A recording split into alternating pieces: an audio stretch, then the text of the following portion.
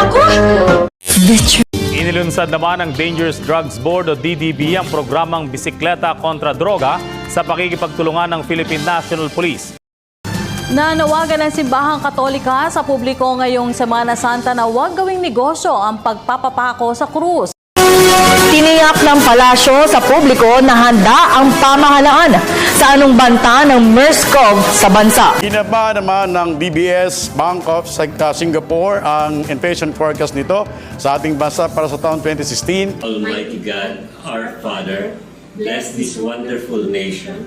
Protect us from physical and spiritual war, from fear and confusion, from separation and division. Be present to our leaders.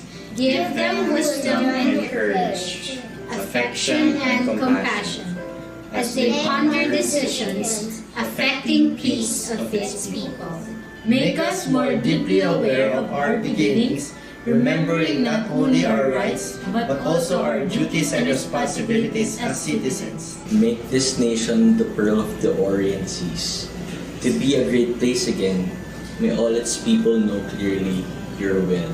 That they may fulfill the call for us in the salvation of this land and the restoring of all things.